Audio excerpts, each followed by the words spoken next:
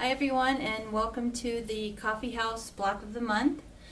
We are in month 2, and this month we're going to be doing some applique.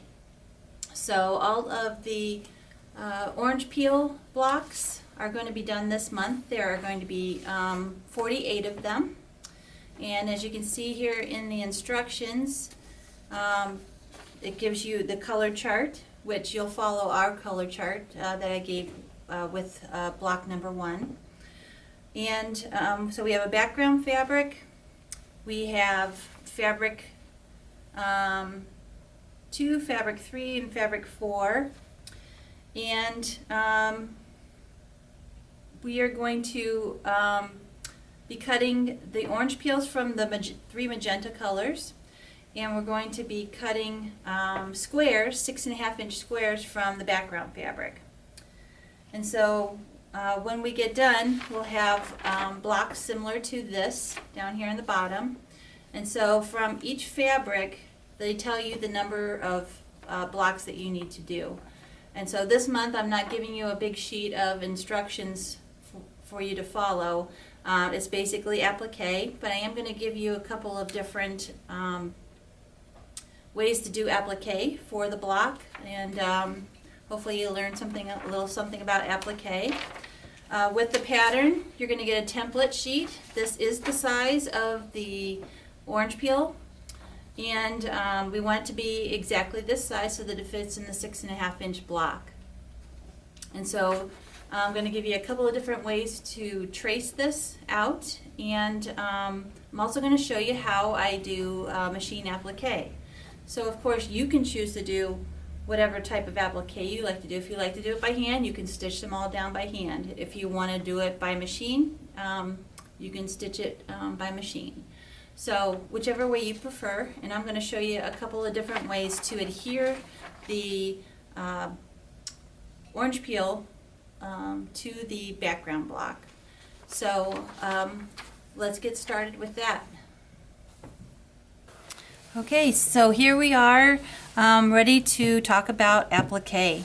And first I'm going to show you how to use fusible in case you've never done fusible applique before.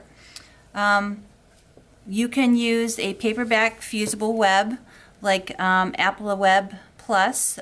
This is by Quilter Select. You can also use heat and bond, which we carry on the bolt. And we also have soft fuse here at the shop. So there's 3 different options here at the shop that you can use. I try to stay away from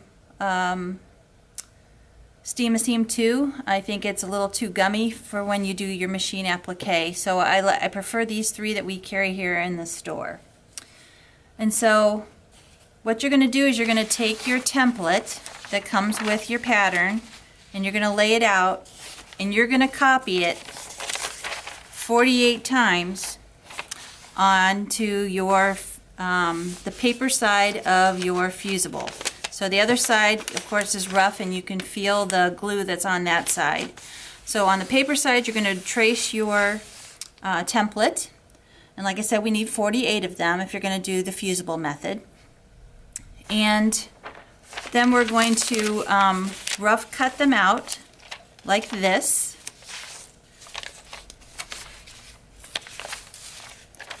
And you can see this side has the glue on it, and this has my drawn line on it.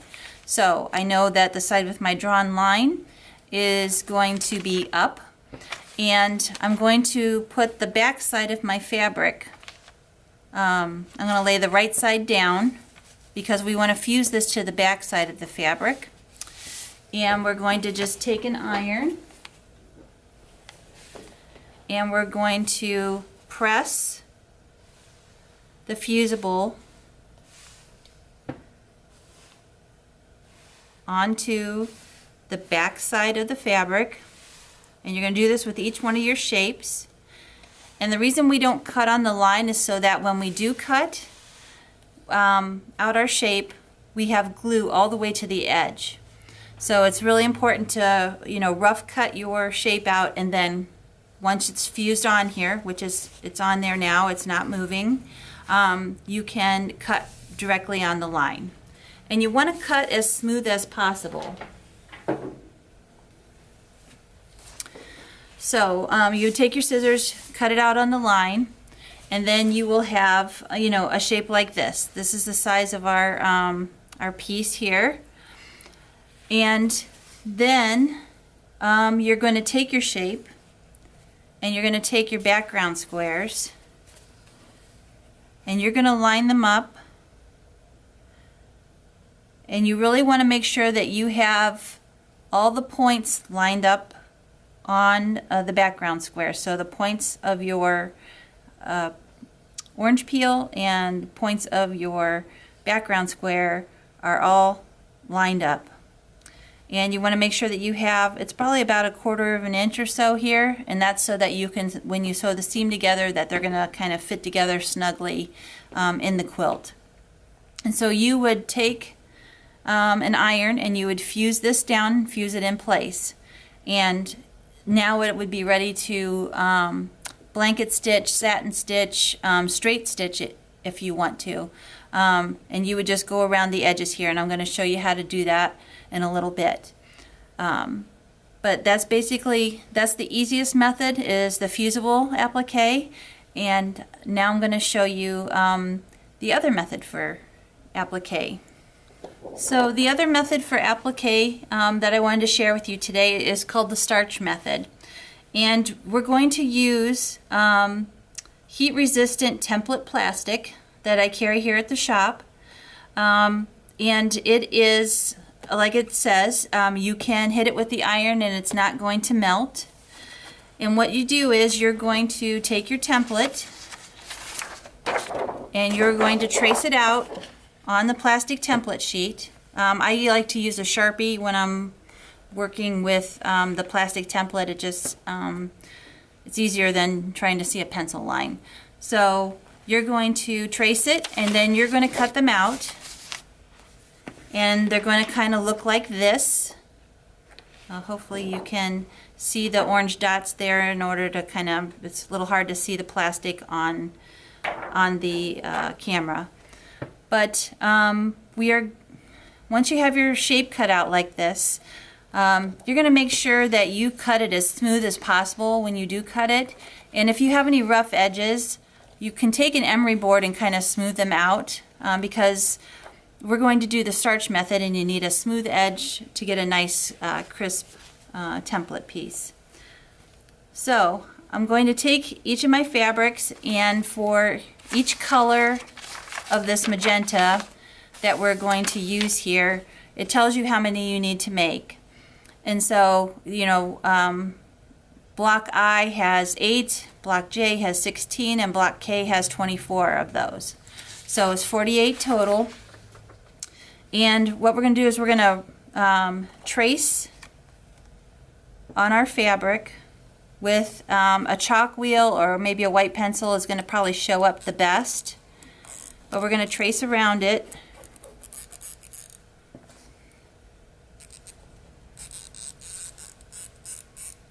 I'm just using a little chalk wheel here. It's much easier, easy to see, and it comes off easily.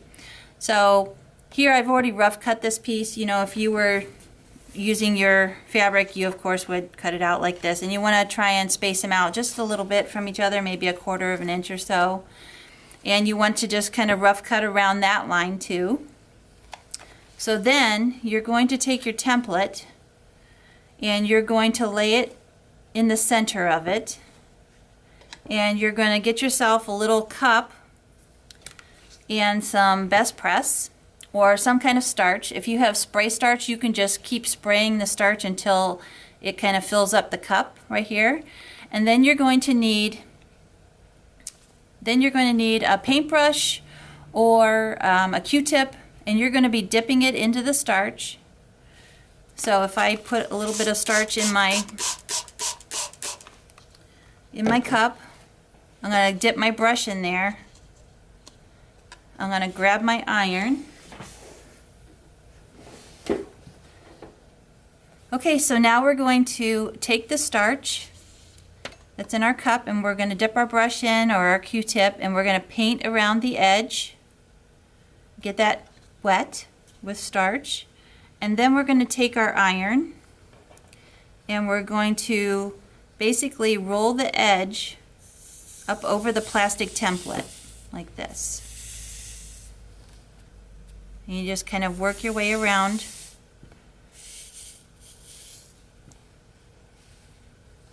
And what this does is it turns under your edges for you, so you don't have raw edges. So in the fusible that we just did, that's going to have a raw edge, which means that after laundering, it can fray just a little bit. We're still going to stitch it down by machine, but there's still the chance that it's going to fray. When you do the method where you turn under the applique edges, it doesn't fray as much. And so now we do the second side. We're going to paint around the edge with our starch. And we're going to bend in this top corner here. Oops. Then we're going to bend in the top corner and start there. And we're going to press all the way around. And you can use a stiletto so you don't burn your hands. But I've done this lots of times, so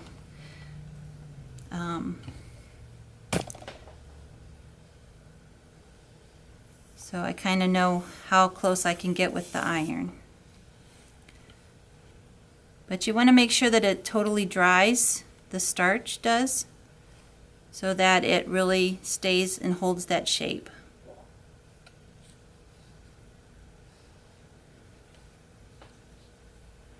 Okay, so now we have it. You want to let it cool, and then you're going to basically open it up and pop out the template. And you can see it stays in place fairly well. And you can always flip it over and kind of give it a press from this side too. But you can see that it makes a nice neat edge on that side. And so now we can take our background square and we can line up our orange peel on here. And we want to line up the 2 points just like we did if we were doing the fusible one. And you want to have like a 1/4 inch on either side so that you can, for your seam allowance. So now you can either pin this or you can use, you know, a glue stick. Either kind can work, but you want to keep it away from the edge. You can just use the glue stick just to hold it down just a little bit inside the edge. You want to let that dry if you're going to use a glue stick. When I did mine, I used Quilter Select Free Fuse, and this is a fusible powder, and I just pretty much lifted this up, sprinkled some under, just enough to hold it down, and then you fuse it in place. So it's heat activated, so it does not, it's not sticky or anything, and it dries instantly so you can get right to sewing. So it's a great little product to use that we have here at the store. So now we're going to talk about our stitches on the machine to hold our orange peel down to our background fabric.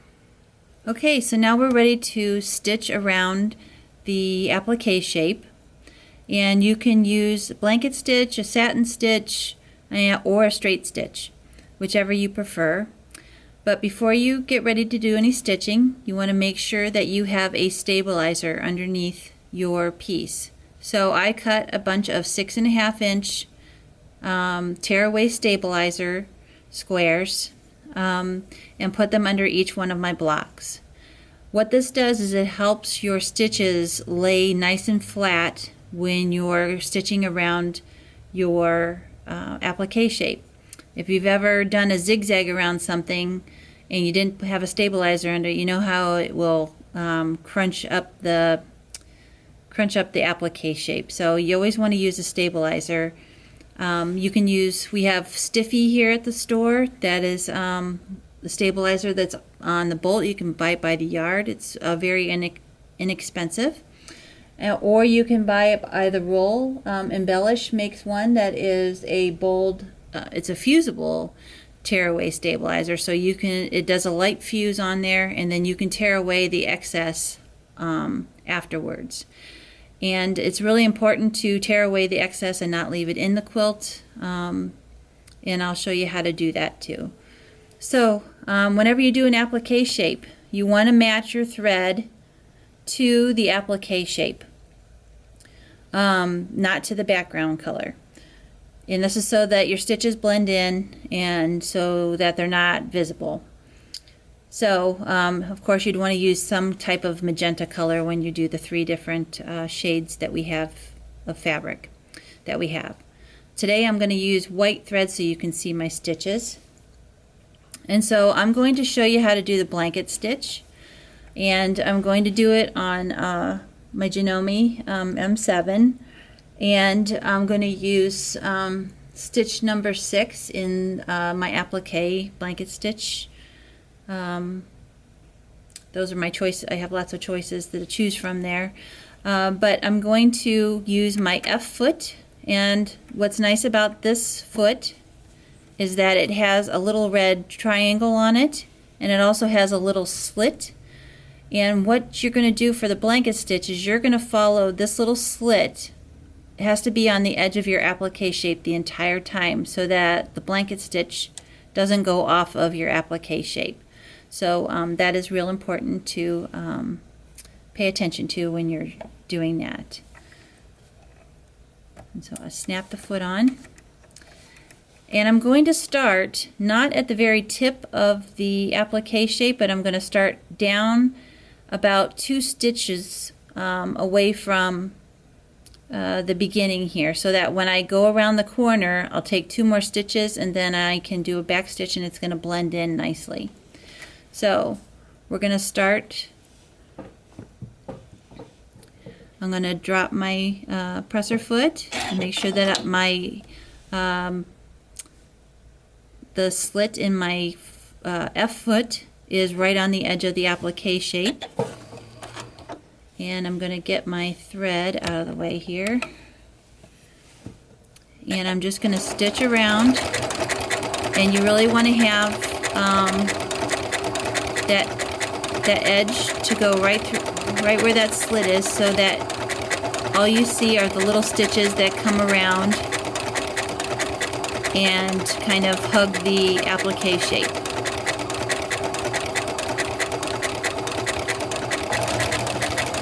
You really don't want to go fast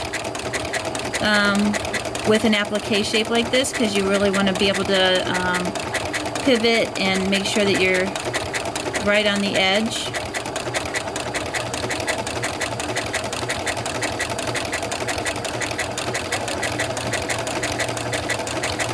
And just take your time and go around.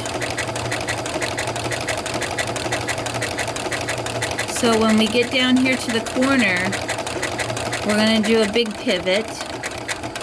And you always want to end with your blanket stitch to the right side. So you want to let it finish these stitches that go in, and then it's going to go back to the outside. So you always want to finish with the needle down over here.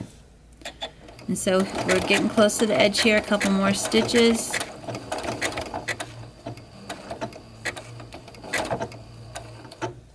Okay, so now it's time to pivot. We're lining up the edge of the applique with the slit in the F foot.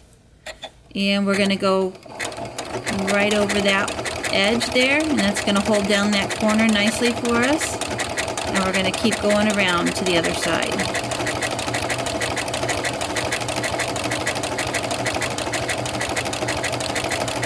Sometimes I wear my quilting gloves just to be able to hold onto the fabric more easily, so it doesn't slip out of my hand as I'm pivoting. Gives me a little bit more control.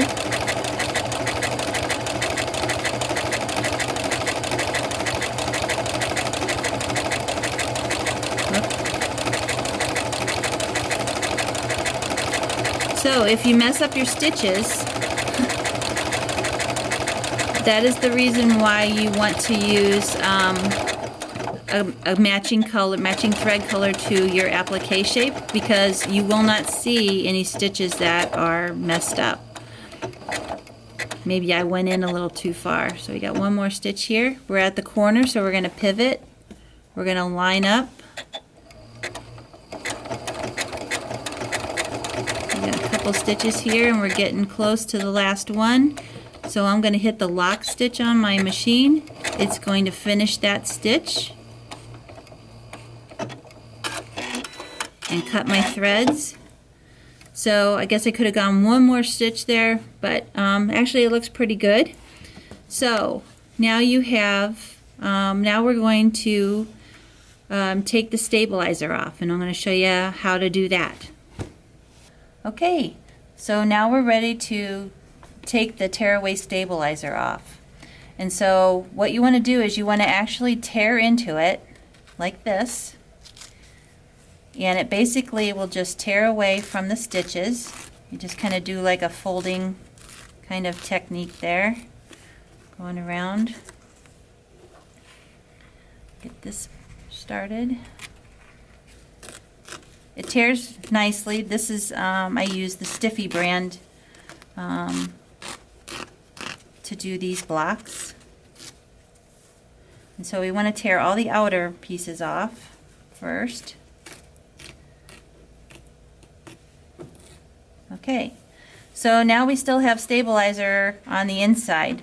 And so what I do is, down here in the corner, I'm going to poke through just the stabilizer, not through the fabric.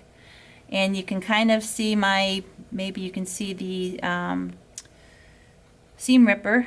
But I'm going to go next to, but not too close to the threads. And I'm basically going to take my seam ripper and rip all the way around here like this. And there's going to be a little bit of stabilizer where the stitches are. You really don't want to mess with that too much. It's going to get soft in the wash, so you don't have to worry about that, and it will be easy to quilt through. Then we're going to go down the other side. Okay, so you have a little bit of stable. You can clean it up a little bit closer if you want to, but you really don't have to. It will soften in the wash. So there you go. It's ready to be put into the quilt. So we've covered a couple different kinds of ways of appliquing today, and I just want to finish up by saying that if you need any help with the applique, of course you know I'm here, and that I love to do applique, so I'm more than happy to help share tips with you. So